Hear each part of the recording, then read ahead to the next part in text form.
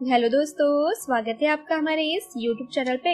दोस्तों, कहानी को शुरू करने से पहले एक जरूरी बात, अगर आपने चैनल को सब्सक्राइब नहीं किया है तो पहले आप जल्दी से चैनल को सब्सक्राइब कर दीजिए ताकि आपको हमारी आने वाली नई नई कहानियों की जो नोटिफिकेशन है वो आपको सबसे पहले मिलती रहे। तो चलिए दोस्तों, बढ़ते हैं अब हमारी आगे की कहानी की तरफ। ये फिर जानते हैं कि आखिर सुधा ने जब रात को डॉक्टर विजय को अपने घर पर बुलाया तो क्या हुआ। दोस्तों, अगर अभी भी आपने कहानी के पहले भाग को नहीं सुना है तो आप नीचे दिए गए डिस्क्रिप्शन में आपको लिंक दी होगी, आप हमारी कहानी के पहले भाग को सुन सकते हैं। तो चलिए दोस्तों, बढ़ते हैं अब आगे की कहानी की तरफ।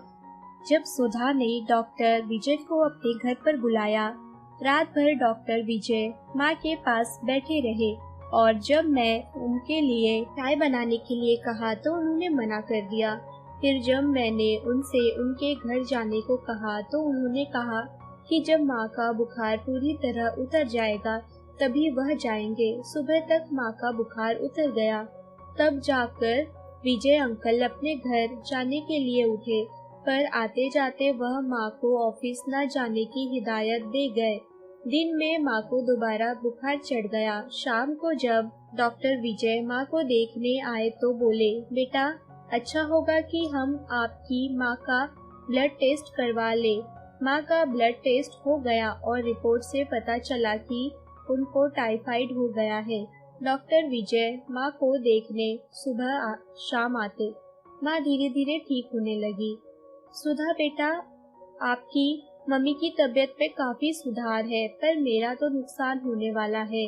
उस दिन डॉक्टर विजय हंसते हुए बोले थे। वे कैसे अंकल? मेरे इस सवाल पर वह मुस्कुराकर बोले, भाई जब रुद्र जी पूरी तरह ठीक हो जाएगी तो शाम को चाय मुझे खुद बनाकर अकेले पीनी पड़ेगी। नहीं डॉक्टर विजय, ऐसा नहीं होगा। आपको हर शाम हॉस्पिटल से सीधे हमारे घर आना होगा। माँ की इस बात को सुनकर मैं चौंकी, क्योंकि आज पहली बार उन्होंने किसी व्यक्ति से सादीकार बात की थी। माँ पूरी तरह ठीक हो गई थी। डॉक्टर विजय रोज शाम को हमारे घर पर आते। इस तरह महीना बीत गया। माँ और डॉक्टर विजय को मैंने काफी ज्यादा बातें करते नहीं देखा था। डॉक्टर विजय अपने हॉस्पिटल के किस्से सुनाते और माँ मुस्कुराती रहती। माँ ने कभी डॉक्टर विजय से उनके परिवार के बारे में नहीं पूछा और न ही डॉक्टर विजय ने अपने बारे में कुछ बताया। एक दिन शाम को माँ का फोन आया कि उन्हें ऑफिस से आने में थोड़ी देरी हो जाएगी। अभी मैंने फोन रखा ही था कि डोरबेल बजी। दरवाजा खोलकर देखा तो डॉक्टर अंकल खड़े थे। रुद्रा जी नहीं आई? नहीं अंकल, आज मम्मी को ऑफिस में कुछ काम है, थोड़ी देर से आएगी। कोई बात नहीं, माँ को आ जाने दो, तभी चाय पियेंगे। तब तक मैं अपनी बिटिया के साथ बैठकर ढेर सारी बातें करूँगा। और यह कहकर डॉक्टर विजय ने मुझे भी सोफे पर बैठने का इशारा किया। अंकल, क्या मैं आपसे कुछ पूछ सकती हूँ? कुछ नहीं बेटा, बहुत कुछ पूछ सकती हो। और यह कहकर डॉक्टर विजय खिलखिलाकर हंस दिए। अंकल आंटी, मैं आगे कुछ कहती इससे पहले वह बोले, वह इस दुनिया में नहीं है। जब विभोर साल का था तभी एक सड़क दुर्घटना में। आई एम सॉरी अंकल, विभोर आपका बेटा है, पर वह कहाँ है? मेरे इस सवाल को सुनकर उन्होंने कहा, वह अमेरिका में अपनी वाइफ के साथ रहता है। आप नहीं गए उनके पास? नहीं बेटा, जीवन की साज मैं अपने देश में ही रहकर निकाल देना चाहता हूँ। अंकल, मैं बहुत छोटी हूँ, पर फिर भी आपसे पूछना चाहती हूँ कि आपने आंटी के जाने के बाद दोबारा शादी क्यों नहीं की? यह सवाल मैंने अपनी सारी हिम्मत जुटाकर पूछा था।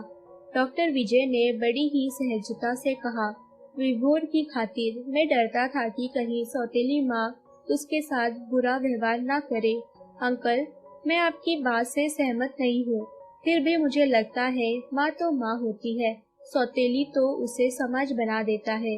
जिस बच्चे को माँ अपनी कोख में जन्म नहीं देती, यदि उस बच्चे की भलाई के लिए या किसी गलती के लिए उसे डांट देती है तो हम सब उसके पीछे का कारण उसका सौतेला होना ढूंढते हैं। इसके आगे डॉक्टर विजय कुछ कहते कि डोरबेल बजी, लगता है मम्मी आ गई। यह कहते हुए मैं दरवाजे की ओर बढ़ी। रुद्रा जी, आज आपको बहुत देर हो गई। रात को अकेले आना ठीक नहीं है। यह बात सुनकर मैं जोर से हंस दी। अभी तक जो बात मैं अपने लिए माँ से सुनती आई थी, आज माँ को वही बात सुनने के लिए मिल रही थी। दूसरे दिन जब मैं कॉलेज गई तो शालिनी मुझसे 6 से 9 वाले शो की मूवी देखने को बोली। मैंने हाँ कर दी, पर फिर सोचने लगी कि कैसे मम्मी को मनाऊंगी। कॉलेज से मैं सीधे डॉक्टर विजय के घर गई। मेरी परेशानी सुनकर उन्होंने मुझे आश्वासन दिया कि वह माँ को मना लेंगे। थोड़ी देर में जब वह घर पर आए तो मैंने जानबूझकर उन्हीं के सामने मूवी देखने जाने की बात की। मेरी बात को सुनकर माँ बोली, सुधा, तुम जानती हो यह संभव नहीं है। उस पर रात का शो तो बिल्कुल भी नहीं। रुद्रा जी, जाने दीजिए ना, मेरी बेटी बड़ी हो गई है। आप रात की चिंता मत करिए, मैं सुधा को लेने चला जाऊंगा। डॉक्टर विजय की बात को सुनकर माँ ने मौन स्वीकृति दे दी। मुझे पहली बार एहसास हो रहा था कि पिता रूपी सुरक्षा कवच क्या होता है। मुझे डॉक्टर विजय के साथ बिताया हर पल बहुत खुशी देता। क्या माँ को भी डॉक्टर विजय का साथ सुकून देता है? यह सवाल बार बार मुझे परेशान करता। माँ अपने मन की हर बात अपनी डायरी में लिखती है। यह सोचकर माँ के ऑफिस जाने के बाद मैंने चुपचाप अलमारी से माँ की डायरी निकाली और पढ़नी शुरू की। सुधा आज पहली बार अपनी सहेलियों के साथ रात गए बाहर गई है, पर आज मुझे डर नहीं है। क्या इसका कारण डॉक्टर विजय है? उन्होंने मुझे ऑफिस से देर से आने पर टोका। मुझे उनका टोकना बुरा क्यों नहीं लगा। बरसों बाद लगा कि मैं भी जीती जागती इंसान हूँ जिसकी कमी को परवाह है। यह एहसास एक अजनबी सा सुकून दे रहा है जिसे मेरी परवाह है। कहीं मैं गलत तो नहीं समीर? क्या मैं तुम्हारी यादों के साथ अन्याय कर रही हूँ? यह सब क्या है, कुछ समझ नहीं आ रहा। मैंने डायरी बंद करके रख दी। शाम को डॉक्टर विजय जब घर आए तो माँ उनसे बोली, डॉक्टर विजय, सुधा बड़ी हो गई है। अगर आपकी नजर में कोई अच्छा लड़का हो तो मुझे शादी नहीं करनी। मैंने माँ की बात काटते हुए कहा, क्यों बेटी? डॉक्टर विजय के इस सवाल पर मैं बोली, मैंने शादी कर ली तो माँ बिल्कुल भी अकेली हो जाएगी। अच्छा तो ये बात है, तुम चिंता मत करो, मैं हूँ ना। डॉक्टर विजय यह कहकर एकदम से सकपका गए और उन्होंने तुरंत माँ की ओर देखा। माँ तो जैसे शांत हो गई। मैं चाहता हूँ, यह कहकर डॉक्टर विजय उठकर चले गए।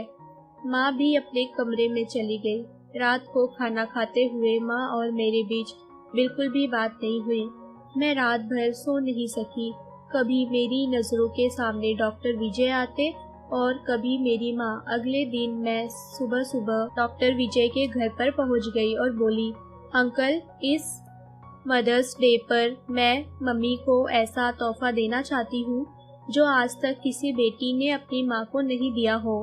अब आप ही मेरी सहायता कर सकते हैं। सुधा बेटा, तुम्हें मुझसे जैसी सहायता चाहिए बोलो, मैं अपनी बेटी के लिए सब कुछ कर सकता हूँ। क्या आप मेरे पापा बनोगे? मैंने डॉक्टर विजय की आंखों में झांकते हुए पूछा। हाँ बेटा, और यह कहकर उन्होंने मुझे गले लगा लिया। मेरी आंखों से अव्यर्थ आंसू बहने लगे। ऐसा लग रहा था कि मेरे चारों ओर एक बेहद मजबूत सुरक्षा कवच बन गया है। सुधा, क्या रुद्रा जी मानेगी? उन्हें मैं मनाऊंगी अंकल। मुझे हिम्मत जुटाने में कुछ समय लगा था। रविवार होने की वजह से माँ उस दिन देर से उठी। Good morning mummy. मैं चाय लेकर सुबह जब उनके कमरे में पहुंची तो माँ ने हैरानगी से मुझे देखा। क्या बात है सुधा, आज कोई खास बात है क्या? हाँ माँ, मुझे आज आपसे कुछ चाहिए, पर मैं मांगूंगी तब भी जब भी आप यह विश्वास दिला दे कि आप मना नहीं करेंगी। माँ ने मुझे हाँ में भरोसा दिया तो मैं तपाक से बोली, माँ, मुझे पापा चाहिए। तुम्हें होश भी है कि तुम क्या कह रही हो? होश में हूँ माँ। मैं चाहती हूँ कि आप विजय अंकल मेरे पापा बन जाए। बेटा, ऐसे हर किसी को पिता नहीं बना सकते। आप सही कह रही है माँ, हर कोई पिता नहीं बन सकता, पर विजय अंकल हर कोई नहीं है। अगर हालात ने मेरे जन्मदाता को मुझसे छीन लिया तो मैं जीवन भर पिता की छाव से क्यों वंचित रहूं? माँ, पापा वह होते हैं जो अपने बच्चों को जीवन की हर परेशानी में थाम ले। आज विजय अंकल ने मुझे वह सुरक्षा और प्यार दिया है। एक बच्चे के लिए अगर माँ ममता की छाव होती है तो पिता सुरक्षा कवच।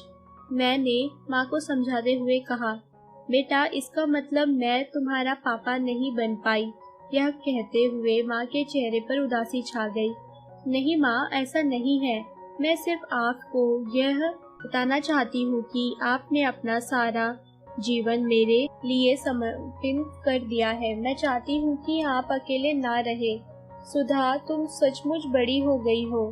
बेटा, मेरा सारा जीवन तो निकल चुका है और बाकी का जीवन। ऐसा क्यों माँ? मैंने माँ की ये बात को बीच में काट कर कहा, क्या आप सिर्फ मेरे व पापा के लिए जीना चाहती है? माँ, यही उम्र होती है जब सच्चे मानव को जीवन साथी की जरूरत होती है। जब बच्चे बड़े हो जाते हैं और अपने जीवन में मशगूल हो जाते हैं, तब पति पत्नी ही एक दूसरे का सहारा बनते हैं। माँ, यादों के सहारे जीवन नहीं निकलता। जीवन जीने के लिए जीते जागते इंसान की जरूरत होती है। आप समझ रही है ना? हाँ बेटा, मैं समझ रही हूँ। मुझे कुछ वक्त चाहिए। अगले दिन सुबह जब मैंने अपनी आंखें खोली तो माँ मेरे सामने खड़ी थी।